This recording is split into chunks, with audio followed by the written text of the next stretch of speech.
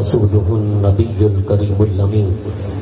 قال الله تبارك وتعالى في الكلام المجيد والفرقان الحميد: إن الله وملائكته يصلون على النبي يا أيها الذين آمنوا صلوا عليه وسلموا تسليما. کوئی زبان خاموش نہ رہے، سب مل کر سرکار کی ذات کے تحفہ صلاۃ و سلام پیش فرمائیں. الصلاۃ والسلام علیک یا سیدی یا رسول اللہ وعلی آلک واصحابک یا سیدی یا نبی اللہ. مولاي صل وسلم دائما ابدا على حبيبك خير الخلق كلهم. هو الحبيب الذي ترجى شفاعته لكل هول من الاهوال مقتحم. يا صاحب الجمال ويا سيد البشر من وجهك المنير لقد نور القمر. لا يمكن الثناء كما كان حقه بعد خدا بزرگ توئی قصہ مختصر. توحید رسالت کا نعرہ دنیا میں لگانے نکلے ہیں، فاران کی چوٹی کا نغمہ گھر گھر میں سنانے نکلے ہیں. قرآن کی دولت سینوں میں، سنت کا پھریرا ہاتھوں میں، گلہائے صداقت کی خوشبو دل دل میں بسانے نکلے ہیں. وہ جو نہ تھے تو کچھ نہ تھا، وہ جو نہ ہو تو کچھ نہ ہو. جان ہے وہ جہان کی، جان ہے تو جہان ہے. لا و رب العرش جس کو جو ملا ان سے ملا. بڑھتی ہے کونین میں نعمت رسول اللہ کی. کون دیتا ہے دینے کو منہ چاہیے، کون دیتا ہے دینے کو منہ چاہیے. ارے دینے والا ہے سچا ہمارا نبی. فضل رب العلا اور کیا چاہیے، فضل رب العلا اور کیا چاہیے. مل گئے مصطفیٰ اور کیا چاہیے، مل گئے مصطفیٰ اور کیا چاہیے. بعد از حمد و ثناء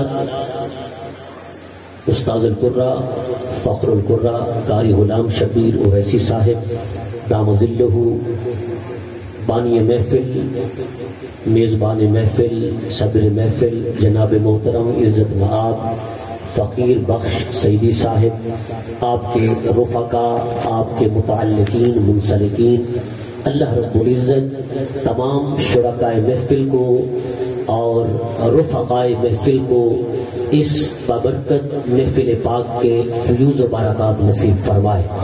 پروردگار عالم ہم سب کا مل بیٹھنا اپنی بارگاہ لم یزلی میں قبول فرمائے. اللہ رب العزت ہم سب کے سینے عشق مصطفیٰ سے روشن اور منور فرمائے. حضرات گرامی، مجھے کہا گیا کہ شان اہل بیت، بالخصوص شان امام علی مقام امام حسین رضی اللہ تعالی عنہ کے حوالہ سے کچھ لمحات گفتگو کرنی ہے، تو آپ حضرات کی توجہ چاہوں گا. دراصل بات یہ ہے کہ جیسے ہمارے بزرگ فرما گئے، کس زبان سے ہو بیاں مدح و شان اہل بیت، کس زبان سے ہو بیاں مدح و شان اہل بیت. مدح گوئے مصطفیٰ ہیں مدح خان اہل بیت. ان کے گھر میں بے اجازت جبرائیل بھی آتے نہیں، قدر والے جانتے ہیں قدر و شان اہل بیت. گھر لٹانا سر کٹانا کوئی تجھ سے سیکھ لے، جان عالم ہو فدا اے خاندان اہل بیت. جان عالم ہو فدا اے خاندان اہل بیت. اہل بیت پاک سے گستاخیاں بے باقیاں، لعنت اللہ علیکم دشمنان اہل بیت. لعنت اللہ علیکم دشمنان اہل بیت. اہل بیت کی عظمت و شان یا امام علی مقام کی عظمت و شان بیان کرنا نہ ہمارے بس میں ہے، نہ ہماری قدرت میں ہے، نہ ہماری طاقت میں ہے. بس اس ننھے منھے ابابیل کی طرح جو پانی کے چند قطرے اپنی چونچ میں لیے جا رہا تھا، بڑی آب و تاب کے ساتھ، بڑی بے چینی کے ساتھ اور بڑی جذبے اور جوش کے ساتھ دوڑتا ہوا جا رہا ہے. کسی نے کہا اے ننھے منھے ابابیل کہاں کا ارادہ ہے؟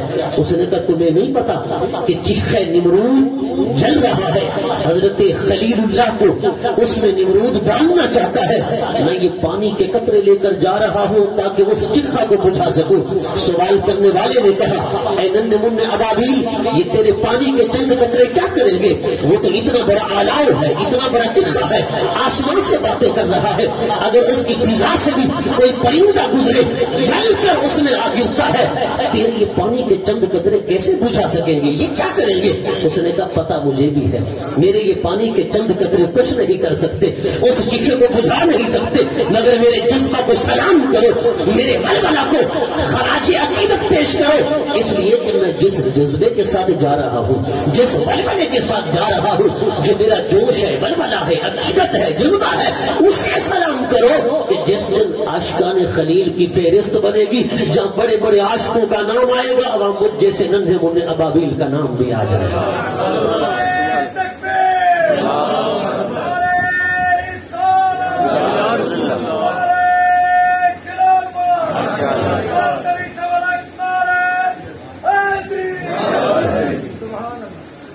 الحمدللہ ہم اہل حق اہل سنت بڑے خوش نصیب ہیں کہ ہم یہ نہیں کہ دامن صحابہ کو تھامیں تو دامن اہل بیت کو چھوڑ دیں، یا دامن اہل بیت کو تھامیں اور دامن صحابہ کو چھوڑ دیں، نہیں، ہمارے ایک ہاتھ میں دامن اہل بیت ہے، ہمارے دوسرے ہاتھ میں دامن صحابہ ہے، اس لیے کہ یہ اہل بیت کشتی نوح کی مانند ہے اور حضور کے صحابہ ستاروں کی مانند ہیں، بِأَيِّهِمْ اقْتَدَيْتُمْ اهْتَدَيْتُمْ، حضور کے سارے صحابہ ہدایت یافتہ بھی ہیں، سارے صحابہ وہ ہیں، رب نے فرمایا رضی اللہ عنہم ورضوا عنہ، رب سارے حضور کے غلاموں سے راضی ہو چکا ہے، اور حضور کی اہل بیت کشتی نوح کی طرح ہے، فرمایا اس کشتی میں بیٹھ جاؤ اور صحابہ ستاروں کی مانند ہے، انہیں دیکھتے جاؤ، تمہارا بیڑا پار لگ جائے گا۔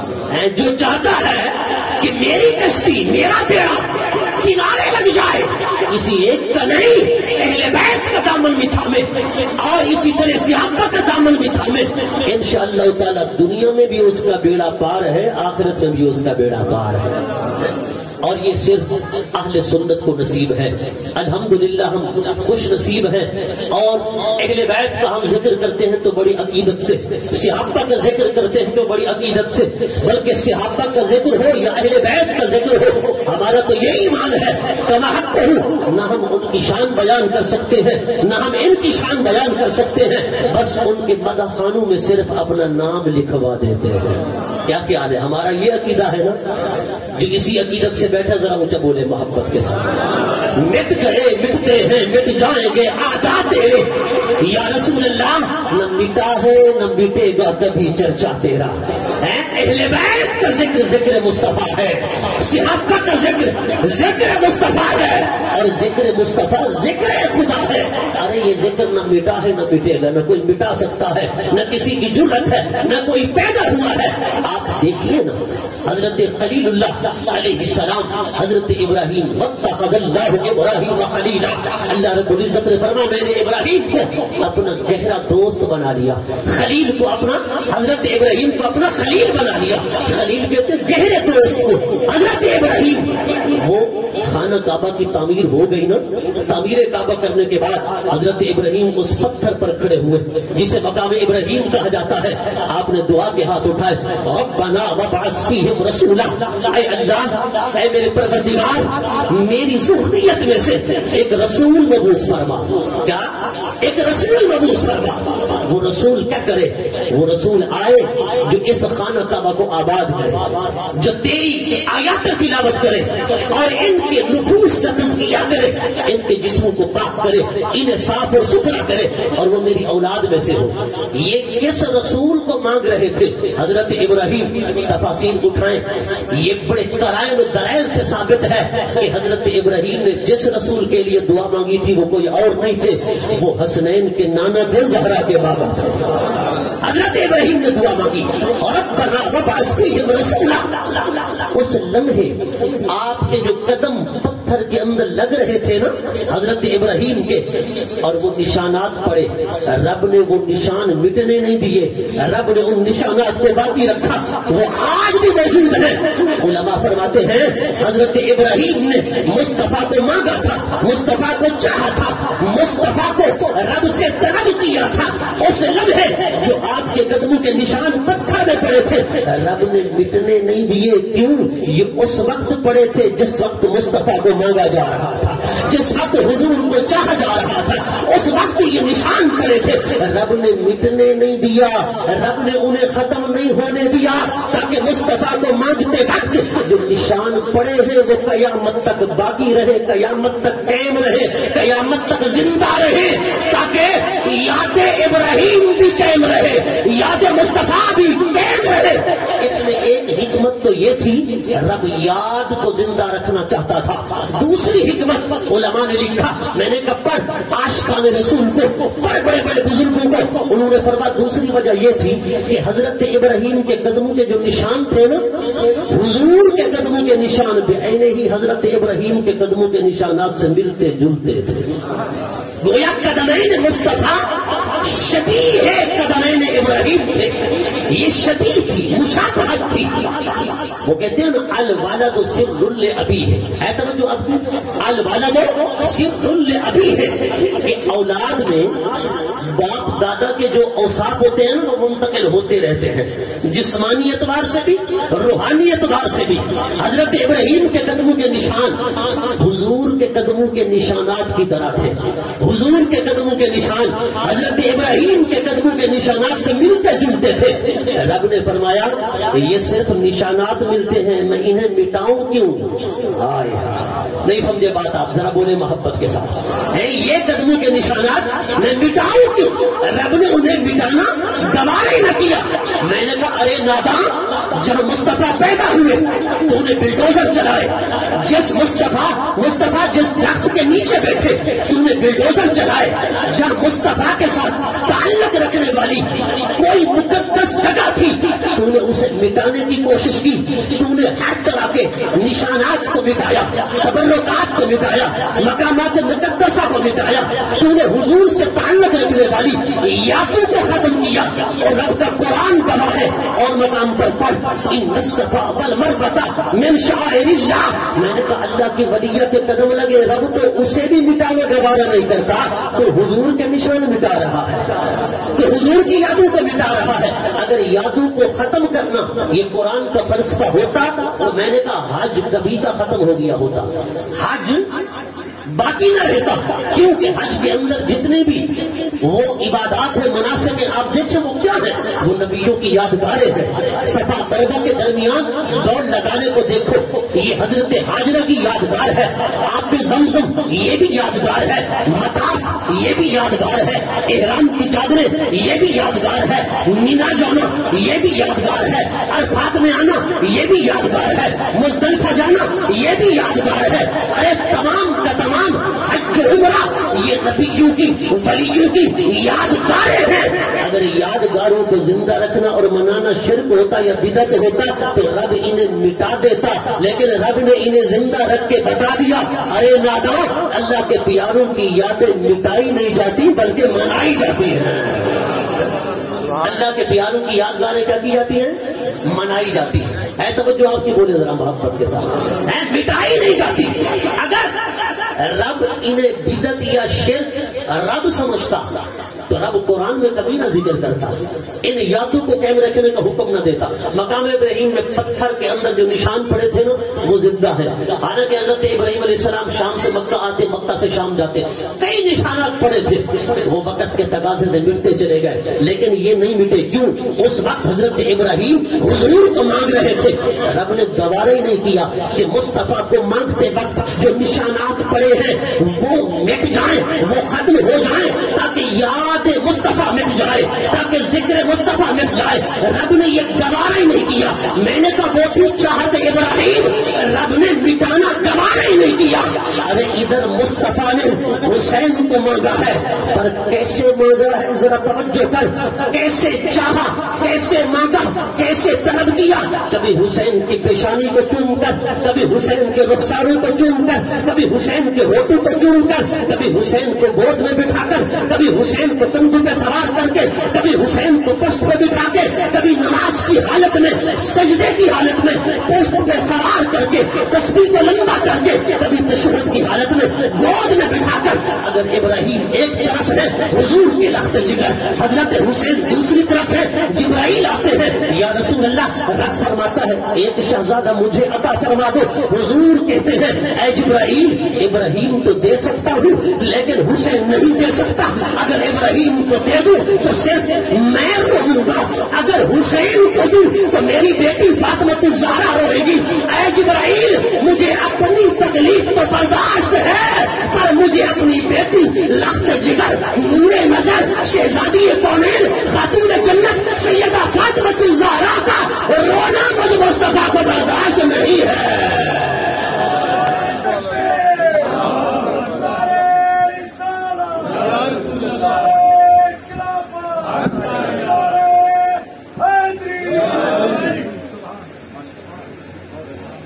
توجہ بیٹھے ہو توجہ کے ساتھ، جو محبت میں بیٹھے ذرا اونچا بولے بلند آواز کے ساتھ، مجھے بھی پتا چلے کہ ذکر اہل بیت سننے کے لیے آپ بتاب بیٹھے ہیں۔ حضرت گرامی حضور نے حضرت ابراہیم آپ کے جو لخت جگر تھے وہ تو رب کی بارگاہ میں پیش کر دیے لیکن حسین کو نہیں۔ ہاں اس کی ایک وجہ یہ بھی تھی تاکہ ختم نبوت کا جو تاج ہے وہ حضور کے سر سج جائے، کیونکہ حضور نے فرمایا انا والساعۃ کہاتین، حضور نے فرمایا لوگوں اب میں اور قیامت ان دو انگلیوں کی طرح ہے، حضور نے فرمایا جیسے دو انگلیوں کے درمیان کوئی اور ہے نہیں، سرکار نے فرمایا ایک انگلی، حضور نے فرمایا ایک انگلی کی طرح میں ہوں، دوسری انگلی کی طرح قیامت ہے، دوسری انگلی کی طرح قیامت ہے، سرکار نے فرمایا جیسے دو انگلیوں کے درمیان اور کوئی نہیں جو ان کے درمیان حائل ہو فاصل ہو، مصطفیٰ نے فرمایا انا والساعۃ کہاتین، اے میرے غلاموں اب میرے بعد قیامت تو ہے، نہ کوئی نبی آ سکتا ہے نہ کوئی رسول آ سکتا ہے، رب نے مجھے آخری نبی بنا کر بھیجا ہے۔ آج قادیانی یہ جھانسا دیتے ہیں کہ ہم بھی حضور کو خاتم النبیین مانتے ہیں، ہم بھی آخری پیغمبر مانتے ہیں، لیکن وہ کیا کہتے ہیں؟ وہ کہتے ہیں خاتم کا معنی اصلی ہے، خاتم کا معنی پرفیکٹ ہے، خاتم کا معنی طاقتور نبی، خاتم کا معنی زبردست، خاتم کا معنی پاورفل۔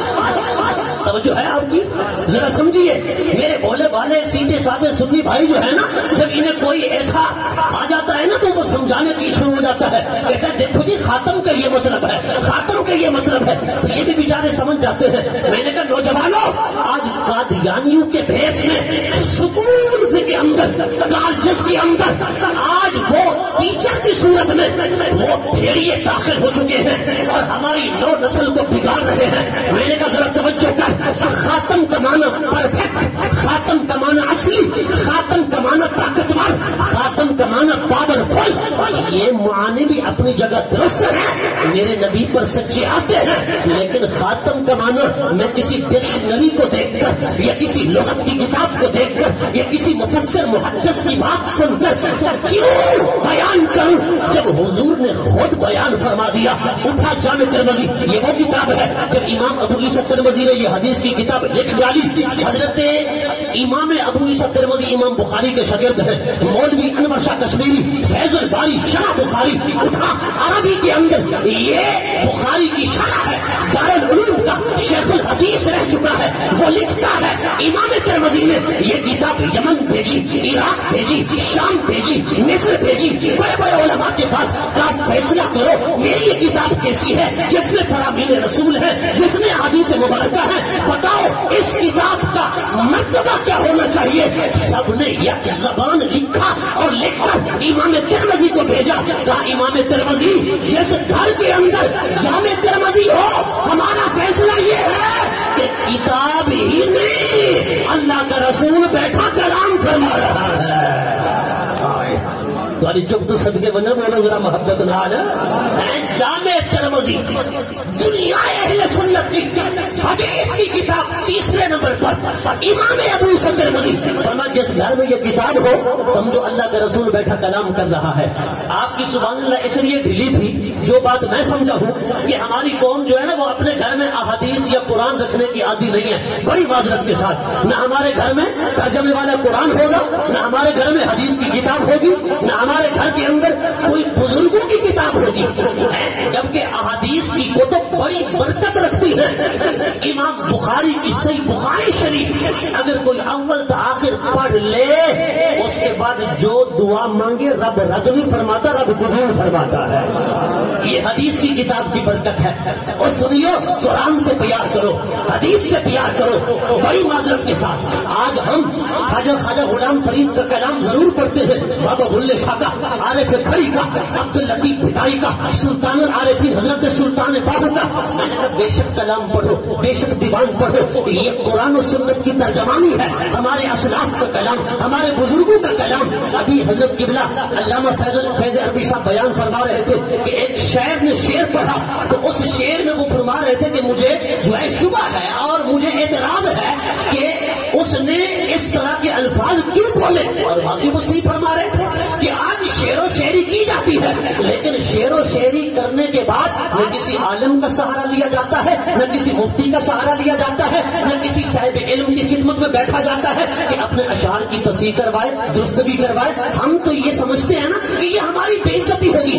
آج ایک عام سا شاعر جس کو علم کی ہوا بھی نہیں لگی، وہ علم کی بو بھی نہیں آئی، آج وہ بڑے بڑے علماء سے اگر وہ اصلاح کرے تو مقابلہ شروع کر دیتا ہے. اور میں نے کہا یار بڑے افسوس کی بات ہے، بڑے عالم دین امام احمد رضا کی خدمت میں آئے، حضور کلام لکھا ہے ذرا سن سکتے ہو. آپ نے فرمایا کہ سناؤ. جب اس نے کلام پڑھا نا وہ کلام کچھ اس طرح تھا: کھڑے ہیں درخت حضرت والا کے سامنے، کھڑے ہیں درخت حضرت والا کے سامنے، مجنو کھڑے ہیں خیمہ لیلا کے سامنے، مجنو کھڑے ہیں خیمہ لیلا کے سامنے. اعلیٰ حضرت جیسے عاشق رسول. کل 25 سفر المظفر تھی، میرے امام کا انتقال اور ملال تھا.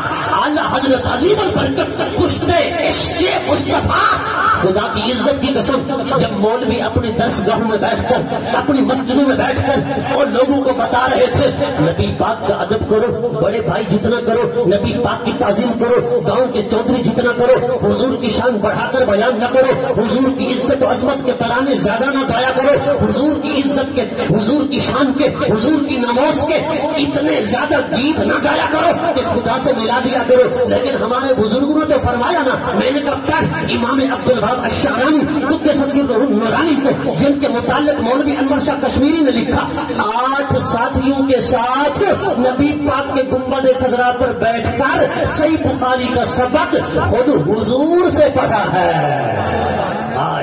وہ سارے بزرگ تو دیکھو نا یار، ذرا بولو محبت نال. میں نے کہا یہ ہمارے بزرگ ہیں، وہ صحیح بخاری حضور سے پڑھی امام شعرانی نے.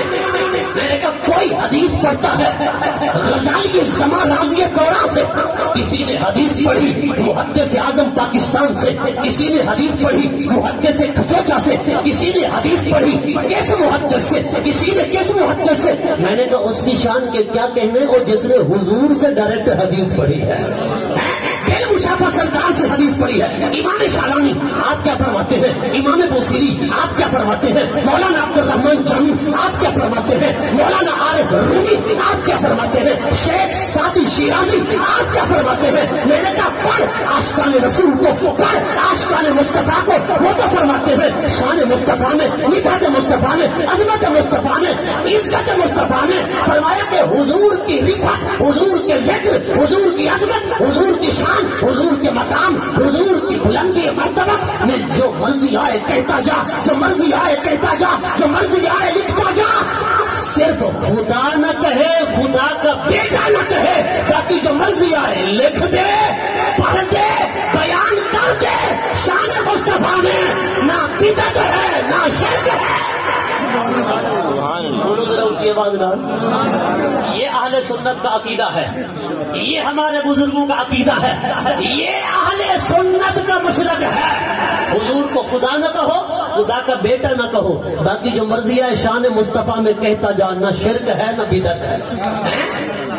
اللہ اکبر. حضرت عباس بن عبد المطلب حضور کے چچا کہتے ہیں یا رسول اللہ میں آپ کی تعریف کرنا چاہتا ہوں, مدحت کرنا چاہتا ہوں, اجازت دیں. حضور نے فرمایا اے میرے چچا کون کہے تعریف کر, مدحت کر, میری شان بیان کر. اللہ تیرے اس منہ کو سلامت رکھے جس منہ سے مصطفیٰ کی شان بیان کرے. میں نے کہا حضور کی دعا ہے, حضور کی شان بیان کرتے ہوئے سڑانا کر, جلانا کر, مچلانا کر, تڑپا کر, مچلا کر, ہاں وارفتگی دکھایا کر, فریفتگی دکھایا کر, عشق کی جولانیاں دکھایا کر, جذبہ دکھایا کر. جل سڑ کر کیا کرے گا؟ کہتے ہیں جی حضور کو, حضور کی تعظیم گاؤں کے چودھری جتنا یا بڑے بھائی جتنا کرو, زیادہ حضور کی تعریف نہ کرو. اور جس دور میں مولوی یہ بک بک کر رہے تھے, ایک ہی تو شخص تھا سرزمین بریلی سے اٹھنے والا, ہندوستان سے اٹھنے والا, جس کو دنیا کہتی ہے اعلیٰ حضرت عظیم البرکت مجدد دین و ملت پروان شمع رسالت الشاہ امام احمد رضا خان فاضل بریلوی. اور جس نے بتایا کہ مولوی بک بک کر رہے ہیں شان مصطفیٰ میں, یہ جھوٹے ہیں. لا يمكن السماع كما كان حقه بعد الخدا. بزرگ تو ہی قصہ مختصر, ساری کائنات سے اوپر خدا کے بعد مصطفیٰ ہے. سبحان اللہ. ہماری چوک کو صدقے بنا لگ رہا ہے میں قبرستان میں بیٹھا ہوں.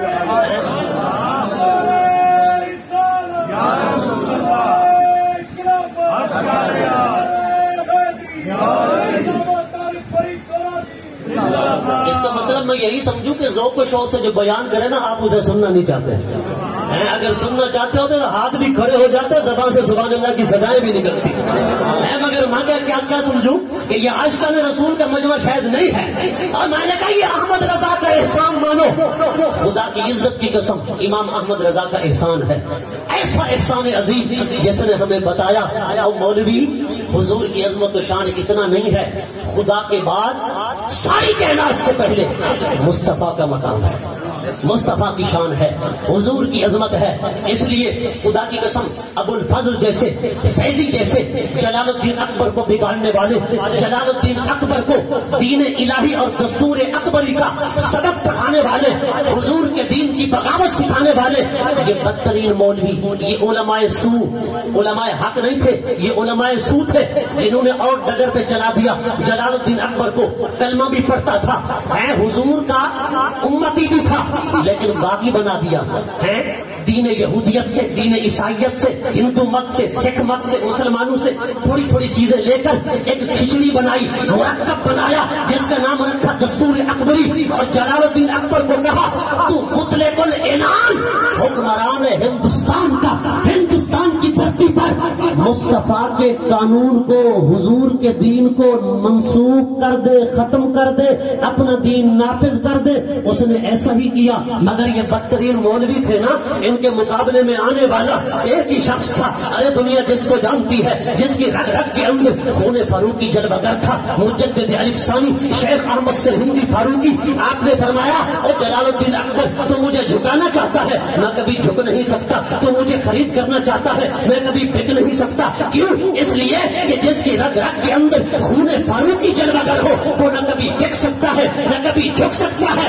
آپ جھکے نہیں, جلال الدین اکبر جھکاتے جھکاتے مر گیا, مگر مجدد الف ثانی نہیں جھکا. اور ادھر کمرے میں بیٹھ کر محقق علی الاطلاق شاہ عبد الحق محدث دہلوی قلم کے ساتھ جہاد کر رہے تھے. نعرہ تکبیر, نعرہ رسالت, نعرہ خلافت, علماء اہل سنت.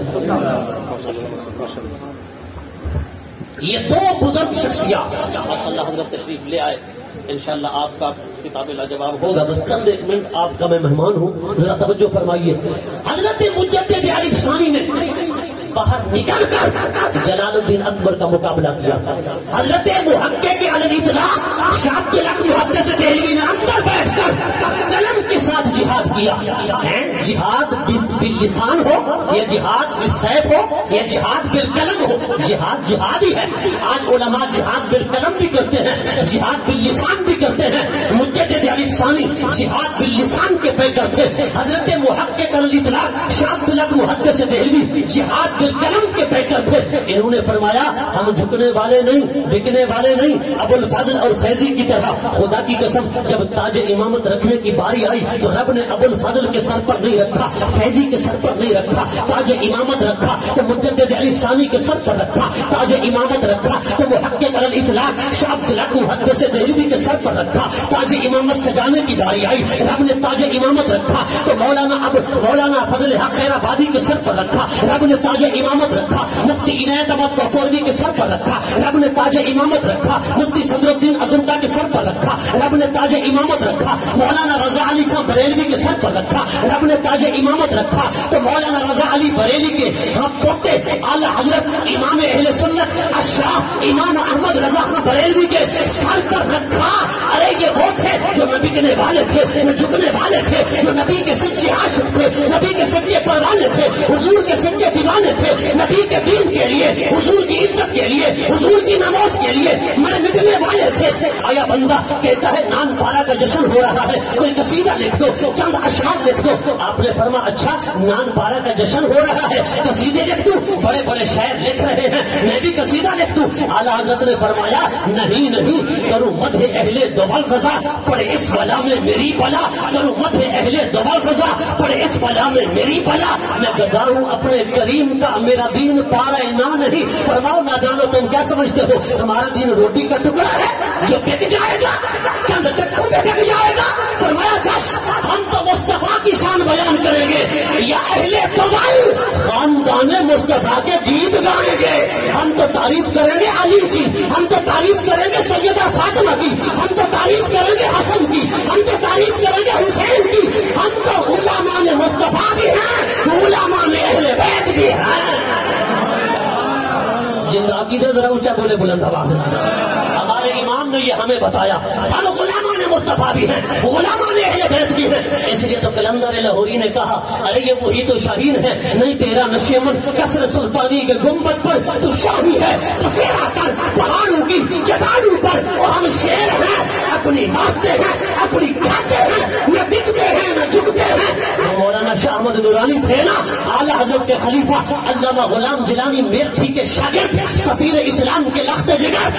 لاہوری قادیانی آئے, کہنے لگے کہ ہمارا نام نکلوا دو, یہ کروڑوں روپے کا بیگ بھرا ہوا ہے, یہ آپ کے حوالے. آپ نے فرمایا مجھے خریدنے آئے ہو, مجھے خریدنے آئے ہو, تم نے دیر کر دی ہے, ہمارا سودا پہلے بازار مصطفیٰ میں ہو چکا ہے. ہم تو پہلے بک چکے ہیں حضور کے مدینہ کے دربار میں, حضور کے مدینہ کے بازار میں. اللہ اکبر, میں عرض کر رہا تھا وہ کلام پڑھ رہے ہیں, کیا کھڑے ہیں درخت حضرت والا کے سامنے, کیا مجنو کھڑے ہیں خیمہ لیلا کے سامنے. آپ نے فرمایا حضرت جی عالم بھی ہو, صاحب علم بھی ہو, لیکن حضور کے روزے کی بے ادبی نہ کرو. انہوں نے کہا حضور وہ کیسے؟ فرمایا تم نے ان کھجور کے درختوں کو مجنو کہہ دیا اور تم نے حضور کے گنبد خضرا کو خیمہ لیلا کہہ دیا. فرمایا یوں نہ کہو, اگر کہنا ہے تو پھر یوں کہو, حضور کی شان کما حق ہو تو کوئی بیان کر نہیں سکتا, پھر بھی کوشش کرو. کہا حضور کیسے؟ آپ نے فرمایا کھڑے ہیں درخت حضرت والا کے سامنے, قدسی کھڑے ہیں عرش معلا کے سامنے. اور میں نے کہا شاعرو بے تکی شاعری نہ پڑھا کرو, اگر شعر و شاعری کا شوق بھی ہے کسی سچے غیور سنی عالم دین سے اصلاح بھی کرا لیا کرو. میں نے کہا عالم ہو کر آتے ہیں اعلیٰ حضرت کی خدمت میں, حضور اصلاح کرو. آپ اصلاح کرتے ہیں تو اصلاح قبول بھی کرتے ہیں, آگے بزد نہیں ہو جاتے.